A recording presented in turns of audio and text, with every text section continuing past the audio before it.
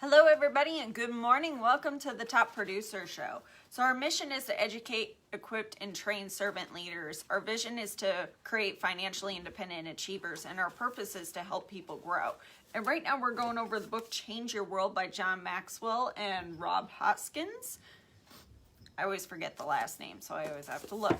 So we're going over the next chapter, and before we do that, we got to invite some people on here. So I'm going to go ahead and do that. Without spilling coffee.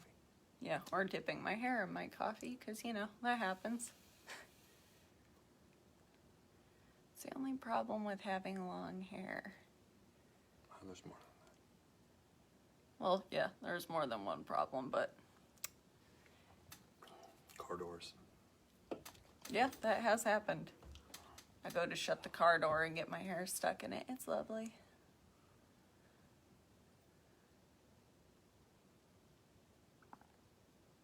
Reality, that's funny.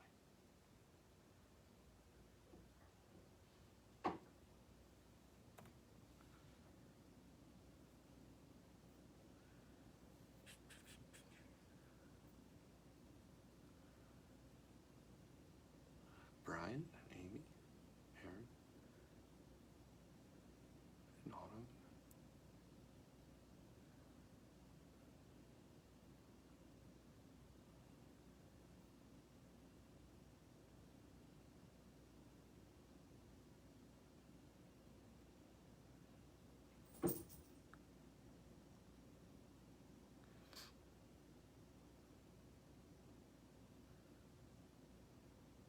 Check on Tammy. See how she's doing. Okay, we got our invites in. Hold on. Ah, there we go. And we're back. Okay. So, Change Your World. We are on chapter 8. Let's keep talking.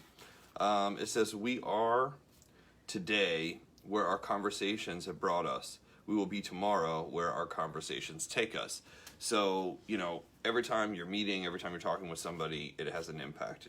It says, recently I spoke to a group of about 5,000 leaders who work all for nonprofits in the area. I was casting a vision and talking about what might be accomplished through the partnership between non-for-profit organization and theirs. It was basically a fantastic session. Afterwards, I sat in the green room with the top leaders of the hosting organization so we could brainstorm ideas for what we could do together. Even before we could land on any definite plans, Larry, who was one of the leaders, said, John, the answer is yes, count me in. Whatever this means, wherever this leads, I'm in it. His response felt like it paved the way for unlimited possibilities for us. So it's really about people opening up the conversation first, and then, you know, brainstorming ideas. Recently in direct sales, I heard this, and it was, this was impactful. Jim, what's happening out of Colorado? This was one of the most impactful things I've heard, and it was a story of Eric Worre, who right now is probably the largest independent trainer. Independent meaning he's not with a company, in direct sales, network marketing. Flies around the world, has a gigantic following at this point. I think it's probably closing in on 3 million or more people online, which is, that's an influencer, right? You get over 1 million people, you get to 3 million people, you're definitely an influencer. So he had this conversation about spending time with one of the, Jeff Roberti, who's one of the top guys in network marketing. I think Jeff Roberti's earned in excess of $80 million in commissions in his lifetime in the different organizations he's in. And you talk about it's all about conversations and what you say to people. At the end of each meeting, so he spent 4 days with him, and he's like, at the end of each meeting, I realized Jeff Roberti would actually grab somebody out of the group, you know, whether it was 3 people or it was 30 people, he would grab one person out of the group and he would actually take them aside and be like, hey, you know, I just wanted to talk to you real quick. And he said it was kind of the same speech every time. He's like, I see you sitting here, you know, I see you nodding your head. I see you kind of, you know, buying into what we're doing. And he's like, what's your background? And he kind of gets their background. And he's like, look, I feel that, this opportunity is, at the right place at the right time.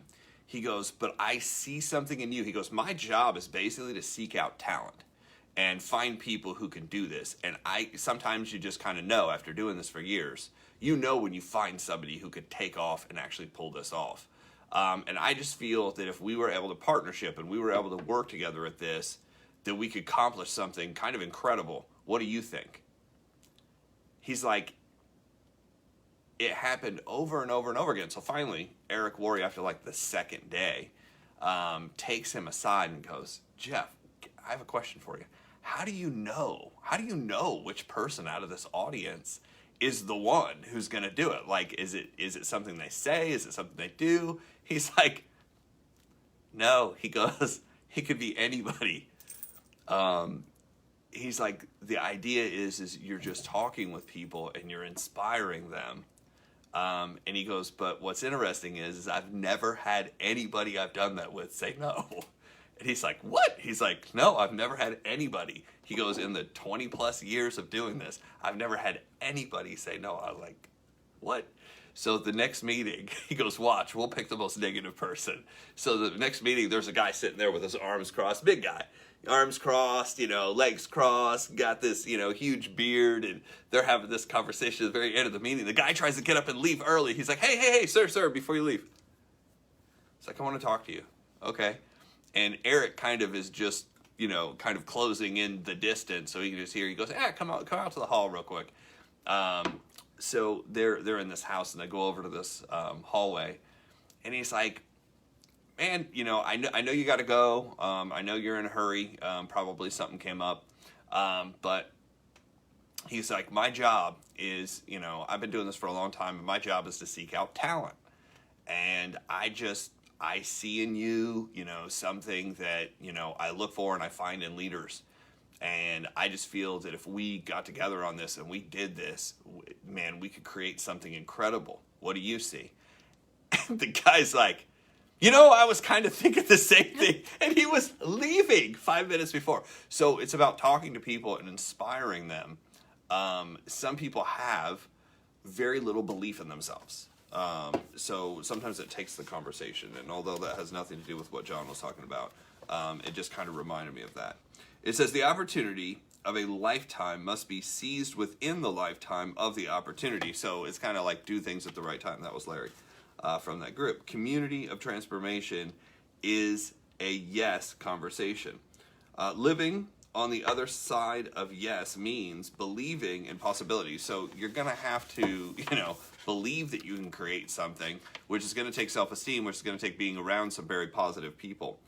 Living on the other side of yes means having hope. It says people who live on the other side of yes find hope in every situation. So you're just going to try to find a way, no matter what's going on, what is the best case scenario that you can create. They believe every person is not worth helping, but actually can help, or can be helped. And they bring that hope to people who need it. Those who have lost hope become discouraged and they don't see a positive way forward. Living on the other side of yes is life-giving in some cases, depending on the person, right? Living on the other side of yes means speaking positively. When you live on the other side of yes, you think and speak positively. You stop asking, can we, when you start asking, how can we? Making a difference isn't a matter of if, it's a matter of when. So you're basically, always seeing things through to the end. Best case scenario. So there's two things that happen whenever you try to go out and do something. One is fear and the other is faith. Fear is basically your imagination running wild, thinking about every possible scenario of where it can go wrong. And there is some, in the business world, there is some not only truth to that you should do that, What are the worst case scenarios? What could come up? What are the blocks? What are the roadblocks? What could possibly happen? There's not only some truth to that, but you do need to think that way if you own a business. What is the worst case scenario out of this? But it needs to be like an 80-20. Okay, so now we have the 20%. What could happen if? Because you want to know what the roadblocks are. You want to know where the blind spots are. You want to know if there's an obstacle. You want to know if there's a tax issue. You want to know if there's usually it's a money issue or a connection issue, a loan, something, that's stopping you from kind of growing to the next level or finding the right person, finding the right investor, finding the right property, right, depending on what you're building. You want to know worst case scenario. Just like when you buy a house, when I'm looking at investment properties, I'm like, worst case scenario. Look at the neighborhood. Look at the school system. Look at the jobs. What's around. What could possibly affect this house first. Then you have to look at the person going in. Okay, what is this person's background history? That's why they do background checks on people. What is this person's background and history? If you look at... Sorry, we have a cat jumping up here. If you look at, those kind of scenarios, one of the things they ask on a mortgage application, for instance, is they want a 2 to 5 year history of work. They want a 2 to 5 year history of where you've lived, because the past does usually signal where somebody's going in the future. Not always, but in a lot of cases, history does repeat itself. People are creatures of habit. So you kind of have to look at that, so both positively, but I think it's like 20% to 80%. 20% worst case scenario, 80% best case scenario. What do we need to do, and how do we overcome any obstacle that we do come up with? So keep talking in a crisis. So this is one thing that I see a lot of people do. I won't say a lot of leaders, because leaders usually figure this out. But when something goes bad, when something goes wrong, and we can just kind of point out the pandemic. Because that was really a lot of things going wrong at the same time. All of a sudden it seemed like grocery stores were shutting down early, and retail stores were closing completely, and restaurants were closing completely. And I started thinking through the list of people that I knew, and I was like, okay, these people work in the medical field, so they're still probably going to go in, right? Most of those people were quote unquote considered essential, whatever the hell that definition meant, essential to eating, essential to living indoors. So, there was another group of my friends who were in different sales, real estate. I was like, what's going to happen to real estate? Is it still going to run? Thankfully, real estate still ran. Some retail was open, right? Some retail, not all retail, which is really incredibly fucking stupid, but it just is the way it is. That's what happened. You were able to go to Home Depot and, lick every screwdriver and, rub every, thing on your face, but you couldn't go in a normal retail store, which made a lot of sense. But those people were going to be okay in the hardware stores, because I asked them, I was like, are you guys getting a lot of hours? They're like, we have over hours because we're stocked and it's the only place to go. It's, that's where people are buying. And because everything got shut down, all that money that was going towards clothing and malls and just extra stuff all got pushed into what? Well, there was nobody traveling, and that was another category. So I was kind of checking in on my friends in the hotel business, and they're like, yeah, we're gonna figure it out, we're gonna make it. I have other friends that are in the restaurant industry. They're like, yeah, I'm gonna make it.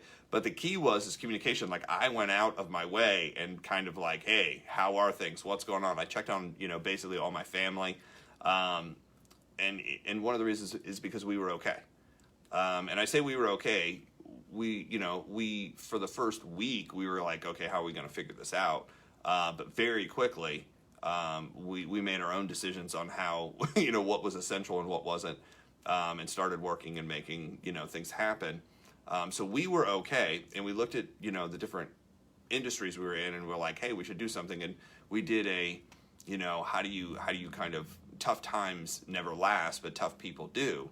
How do we get our businesses up and rolling when everything's shutting down? I was like, well, the one thing is everything's shutting down, so everybody's going to pay attention to anything you do that's kind of abnormal. So if you get out there and work, if you get out there and present, if you get out there and hustle, people are going to notice. And our businesses took off. Our businesses took off because I read this a long time ago. Do you know that there were people who didn't participate in the Depression? And what I mean by that is there were certain companies that had meetings and discussions during a crisis, and they sat everybody down and like, look, the stock market just crashed, the bank got, they had a run on the banks. So the banks were out of money. The banks were closing.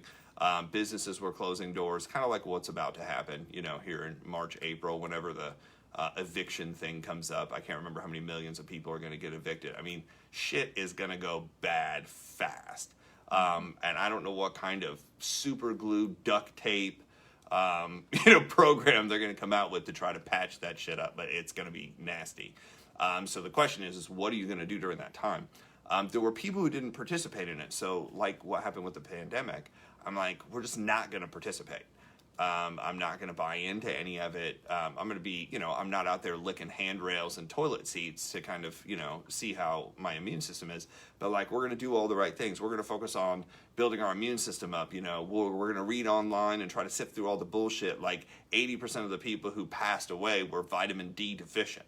So let's make sure the vitamin D is there. Let's make sure the vitamin C is there. Let's make sure, and I kind of boosted up. I was like, well, let's take 5,000 milligrams of vitamin C a day because they were using vitamin C treatments in certain places, which is kind of cool. And no, I'm not, giving medical advice. I'm just telling you, like, personal experience, what we did, which is kind of, what you probably should be doing. Anyway, people are like, well, are you doing anything extra? I'm like, hell no, we're doing what we should have been doing anyway, because that's life. So keep talking during a crisis. I mean, one of the things is to, reach out to everybody, communicate to people. A lifetime.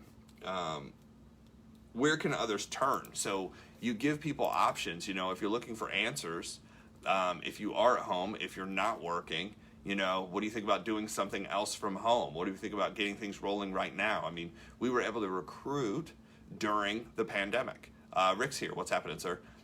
We were able to recruit during the pandemic. We were able to sell product during the pandemic. We kept working during the pandemic. I mean, there were people who were looking and willing to go out. It was kind of like, it reminded me of the curve of a company exploding. At first you have the 3% that are just absolutely nuts that are like, I don't care, I'm not participating. Like, whatever happens, happens, right? You have that 3%. And of course, everybody's like pissed at them and mad at them. And it doesn't matter if it's a business or a pandemic or whatever. There's always going to be that 3% that just don't follow the norm, right?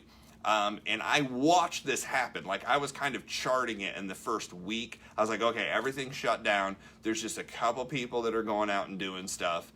And then slowly, like by the second week, I'm like, oh, wow, here it comes. The people who watch the other people go out for a week and be okay, here comes the early adopters. The early adopters are like, okay, I've sat at home for 2 weeks. I'm tired of it. I'm over it. This is bullshit. And I'm gonna get going. And all of a sudden, there was this huge wave of people that came out in the second, third, and fourth week. By 1 month of that group being out still, rocking and rolling, doing whatever they're going to do, it was like mass acceptance hit. And that second month, people were like, all right, I'm going outside. Now, a couple other things happen here in Indiana is, March usually is a pretty shitty weather. So by April, the weather started getting good. More and more people were like, screw it, I'm going to go outside. I'm going to take my kids to the park. The parks explode.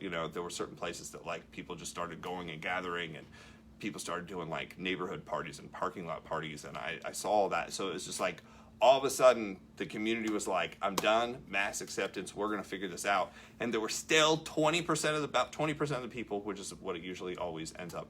20% of the people are still going to be laggards. Laggards meaning they're the last to adopt anything. They're the ones who are bitching, whining, and crying about how bad everything is. And oh my God, I have to wear a mask inside my car, inside the shower. I want to make sure I'm protected 24/7, sleep inside a bubble.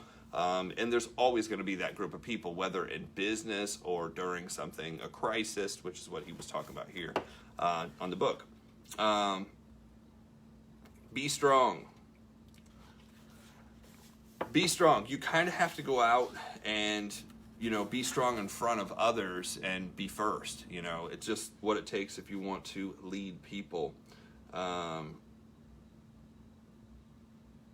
So the birth of strong, it says Roy knew that he didn't want to hear a man in his 50s talk about bullying. So he recruited Nick Vujicic. If you guys don't know Nick Vujicic was born without arms and without legs. He says he has like a little nub, which he calls his chicken drumstick. I do not call it that. That's what he called it. He's hysterical. I got to meet Nick Vujicic. I actually saw him online and saw some speeches, and just incredible guy. I believe either out of New Zealand or Australia. I know he's on that side of the world. Or maybe it's South Africa. It'll come to me.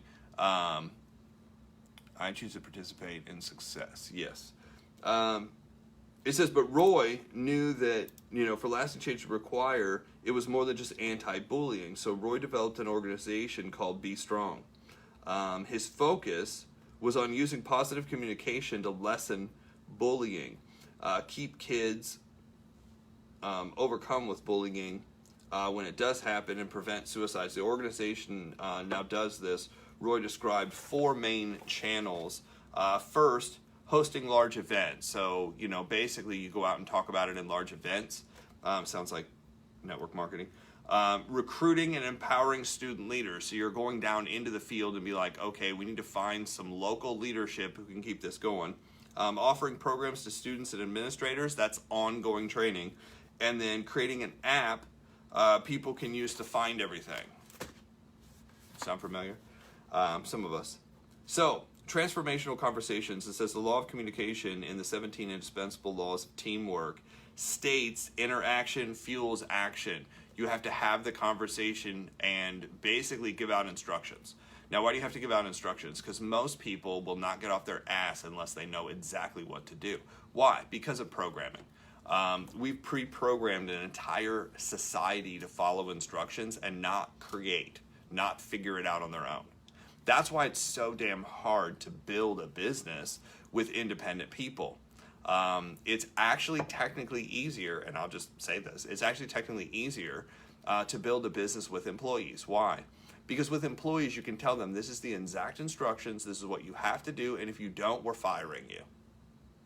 It's easier to do it that way because people were brought up in and programmed to follow directions. TV teaches you to follow directions. All the shows teach you to follow directions. The school systems teach you to follow directions. Color inside the lines. Line up in a single file line. Form a wick down the hallway if there's a fire. I always opened all my books hoping everything would burn. That was just me. I was horrible. Last to get in line, I was like, well, in case the fire is that way, I'm running the other way. I was not a leader in school at all. I was a leader of mischief, is basically what I was. I was Bart Simpson at school.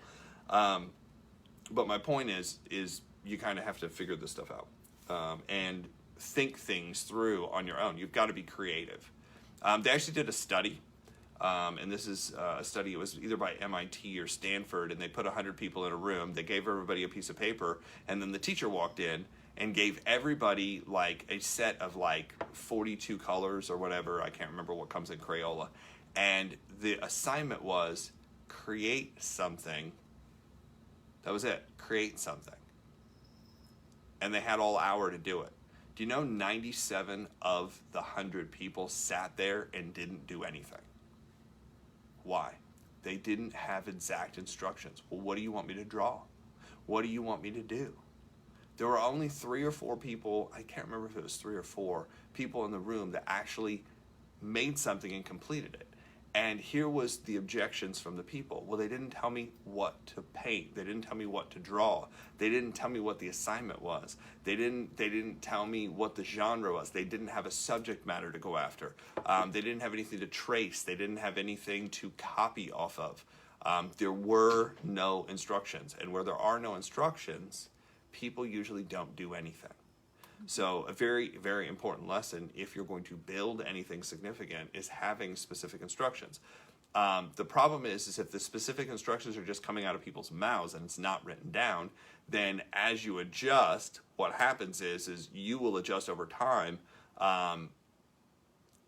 but conveying that message over and over again, people are like, oh my gosh, it's not the same. But when it's written down, it's the same. That's why there is a handbook at most jobs. There is a manual in most things. And that's what you're trying to run off of is that manual that you can get in the hands of every single person. Be like, this is who we are, this is what we do, this is how we do it. So, transformational conversations. Without communication, positive change does not happen. If we want to be agents of transformation, we need to get talking the way Roy did. And we must learn to have transformational conversations with others. What's sad is positive conversations are starting to become a lost art. People have become fixated on problems instead of solutions. They talk instead of listen. They rant on social media instead of sitting down at the table together and focusing on what divides us instead of what brings us together. But we can change that. Here are guidelines for having transformational conversations. So he kind of sets up, here's how to basically put this together and do these meetings. Transformational conversation starts with reality. So you have to know what you're dealing with and who you're dealing with. Just because transformational conversations are positive doesn't mean you ignore reality. You don't solve problems by avoiding them. So it's not like you get together and be like, okay, we can't talk about anything bad that's going on. No, we're going to talk about something that's bad that's going on and how to fix it. In this book, Managing Turbulent Times, Peter Drucker wrote, "A time of turbulence is a dangerous time, but its greatest danger is the temptation to deny reality." Hey, this is really happening. The temptation often comes out of words like these. Let somebody else deal with it. Those issues never go away, so why even bother working on them? Somebody will do something about it when it gets bad enough. I'll get around to doing something about it eventually when it, is painful enough. So while others try to ignore the problems or complain about them, people who do work to change their world face up to them and do something. As you get ready to start your conversation, it should sound something like this. Yes, we have problems. Identifying, yes, there are problems out there. These are the answers. There are answers to these problems. There are answers. We must be part of those answers, and then it comes to how are we going to be that part of the answers. Second, transformational conversation generates better ideas and solutions. So, one of your jobs is let's come up with 10, 15, 20 different ways to solve this. John Maxwell, in another one of his books, talks about options. He goes, anytime somebody tells me something, I want options. I want to know every possible scenario, direction that we can go, every possible time frame that we could do this. I want options of what we can do. And then what we'll do is we'll narrow it down to what the best option is. I consistently have to do this because I have so much stuff that I'm trying to do and going on, and I'll sit and I'll look at all the stuff I have, and I'll be like, wait a minute, what is the best case scenario for this? Like, when do I do this? Because I started writing something down, and I was like, this is stupid. I shouldn't be writing. I should actually be prospecting. So I prospected first and wrote second. That worked out really well. I was able to prospect 84 people, and about, 30 of them requested information to get a full presentation. Out of the 30 who did that, there was close to 10 who said, hey, send me over the video. I want to know more about what you do. And then I was able to get 4 people on the phone. I was able to recruit one of them instantly, and then I have 2 more that will be getting started, in the next week. So another example of this kind of synergy often occurs through transformational conversation. I met with my writing team, Charlie Winslow, Jason Brooks, and Aaron Miller, to talk about the elements of movement, and every one of them launched into the idea of using images to represent them. Aaron, who's helped me with writing to our youth and curriculum, is very intuitive and shared her insights and talents. His versions looked very close to the ones we finally used, so he kind of has the 5 elements or 6 elements that they use. Next, transformational conversations offer hope. Low hope basically focuses on avoiding, feeding fear, getting tired, dropping out, giving up. High fear is high energy, engaging. You feed faith, which basically means you're going to go out and actually do something. Get inspired, dive in, and get going. So the definition of characteristic, or the defining characteristic of any transformational conversation is hope. Hope that we're going to find an answer and hope that we're going to figure it out. hopeful people shine in negative situations. They're the ones that pop out and you're like, that person always seems to do well. And you can hear it, like certain people will kind of make comments, that person always figures it out. That's who you're looking to hang out with. Mm-hmm. Transformational conversations celebrate success through storytelling. So, again, what happened in the past? What is a story of people making it through, bad times in the past? You realize people lived through, the Black Plague. People lived through the Spanish Inquisition. Well, not all of them, right? The Spanish Inquisition was bad. But the people who did live through it, it was a bad time. They lived through the Great Depression. They lived through World War I. They lived through World War II. People lived through Vietnam. And those were all horrible, horrible, horrible times.